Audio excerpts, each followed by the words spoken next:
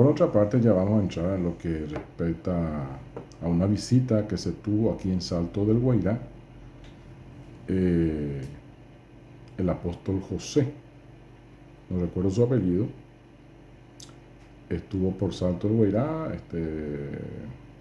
Páginas de la ciudad de Salto del Guairá dieron también unos días su anuncio, que le ha traído un ministerio, era una denominación dentro de la ciudad de Salto del Guairá, para venir a traer las buenas nuevas y las buenas de parte de Dios, ¿verdad? Entonces la estructura institucional ha formado este encuentro. Bueno, entonces vino el apóstol José para traer esa palabra. Yo no estuve, pero he visto en los videos que se ha comentado todo lo que ha ocurrido. Ahora está siendo viral y algunos se están burlando, otros no entienden lo que pasa. Y bueno, yo le voy a indicar más o menos por la palabra y por algunas cosas ya por la experiencia, porque yo no estoy aquí hace 5 años, 3 años, 7 años, sino de los 17 años yo he tenido una experiencia personal con el Todopoderoso. Y bueno, no quiero hablar de mi biografía, ya ustedes lo saben, pueden entrar ahí en mi canal de YouTube e ir investigando. Actualmente tengo ya 42 años y cerquita de los 43. Entonces, al comenzar también yo dentro de mi ministerio, obviamente que siempre tenemos algunos hincapiés, tenemos algunos, tropiezos, por falta de sabiduría, por falta de madurez, por falta de entendimiento, etcétera, etcétera, etcétera. Todos pasamos así. No hay ninguno que va a decir que no fue así.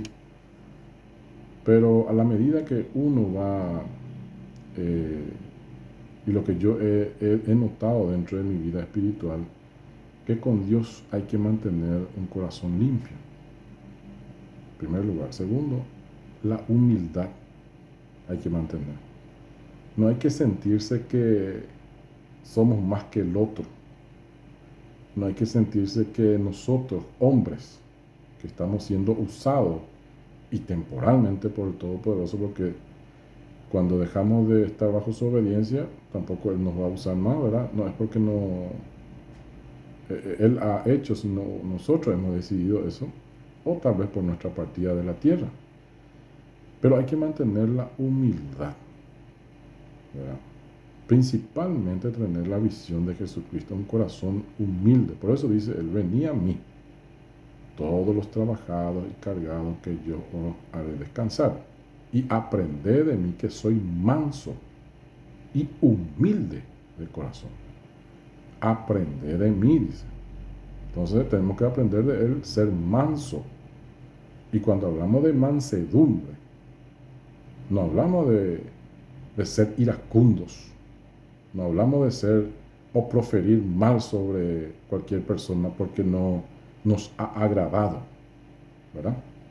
Entonces hay que ser manso y humilde, dice Jesucristo. Él es la luz para nosotros, el ejemplo.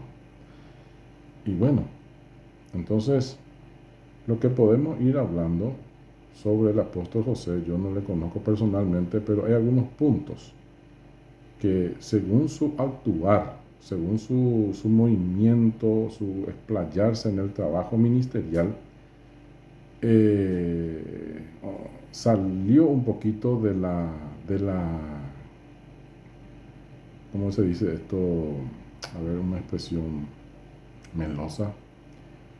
Salió de la pulcritud, vamos a decirlo así. Porque no quiero decir desorden, aunque eso dice la palabra. Que Dios no es un Dios de desorden, Dios es un Dios de orden, dice en 1 Corintios 14, 33 y 40. Que nuestro Dios es un Dios de orden y de paz, dice. Orden y decencia.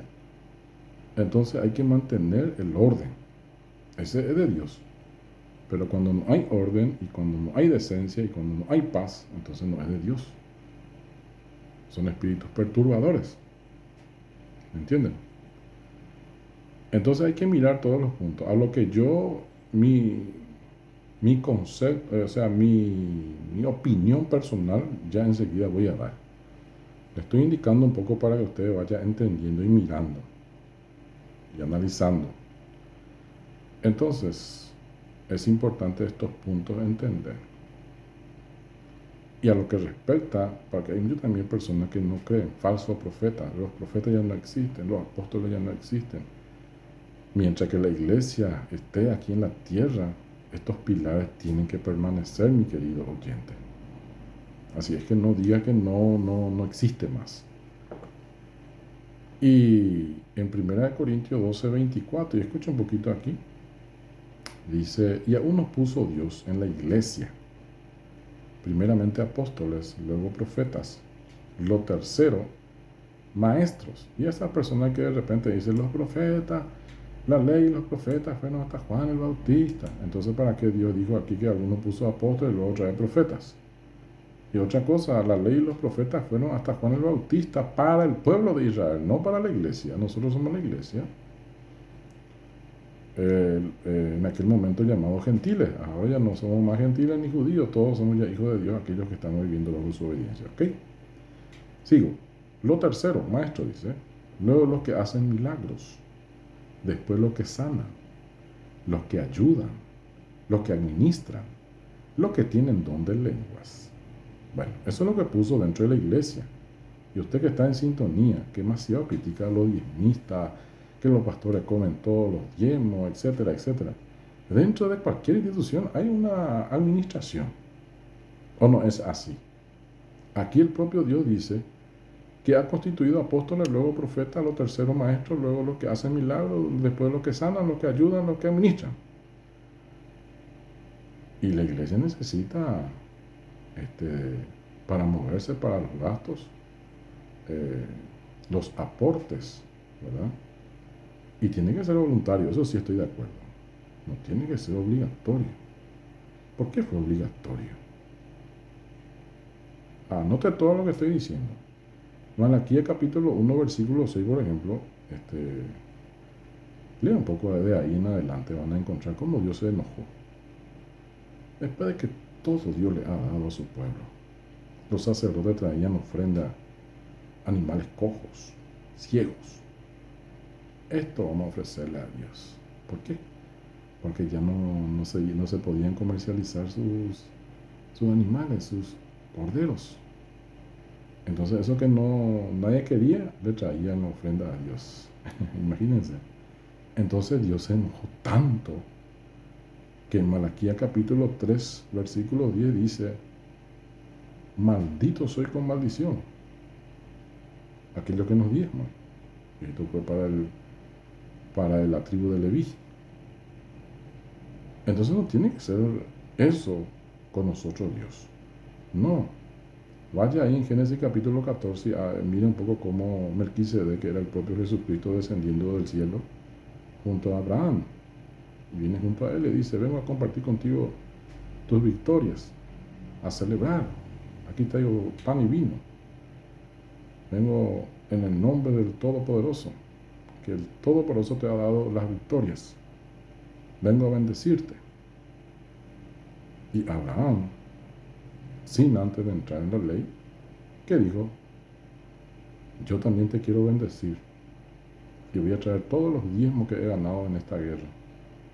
¿Por qué? Porque ocuparon territorio, trajeron ovejas, oro, plata, etc. Y te voy a dar los diezmos, hijo. Entonces, esa es la raíz de la obediencia y raíz del principio de Dios, en el sentido administrativo, el bendecirse. O dígame usted, todo lo que usted tiene es porque Dios ha permitido que tenga. Entonces, si Dios te bendijo esta semana, aparta para Dios algo también. Y bendícense o bendíganse. Eso es lo que Dios quiere. Pero la gente quiere prosperar. Los empresarios quieren tener su negocio lleno de compristas. Hay acá muchas casas comerciales distintas casas comerciales que ni una ayuda solidaria, principalmente al cuerpo de Cristo, le ofrece, ¿verdad? Entonces hay que saber dar. Hay que apartar ahí en un sobre, voy a irme junto al profeta, o me voy junto al pastor fulano, y vaya y lleve ahí lo que ha apartado para Dios. Bendiga también a ese ministro que está haciendo un trabajo ministerial espiritual. Eso es lo correcto. Para que sea bendecido también lo que está dando. Como dice en Romanos capítulo 11, creo. Entonces hay que hacerlo en forma correcta. Hay que bendecirse, no tiene que haber obligación. Ahí no hubo obligación ahí. Ahí no hubo obligación. Ahí no hubo maldición. ¿Me entienden? Entonces la parte administrativa, eso está escrito en la Biblia, en 1 Corintios 12, 28. Y también lo que ayuda, dice. Hay personas que solamente saben ayudar. Es eso su función, este es su don. Uno de los dones es el ayudar. Y no solamente ayudar en hacer algo, sino dar. Hay personas dadores. Ustedes sabían que existía un apóstol, empresario, multimillonario dentro de los apóstoles de Jesucristo. ¿Mm? No sabe. Y fue José de Arimatea. ¿Conocen? Que cuando Jesús murió, estaba en la cruz, fue él el que negoció su cuerpo para poder llevarlo a la sepultura. Vino, pagó los impuestos y él mismo llevó. Pero él no hacía milagros. Él no hablaba en lenguas. Él no expulsaba demonios. Pero era un ayudador. Y seguro que a muchos se escapó este versículo. Bueno, a lo que también voy, y hay también lo que hablan en lenguas, ¿verdad? Diferentes dones, diferentes ministerios personales en los dones hay. Bueno, en ese panorama tal vez ya se le está abriendo un poquito la mente a los que nunca escucharon, ¿verdad? Hoy estoy dedicándome a esto. En primer o en segundo punto.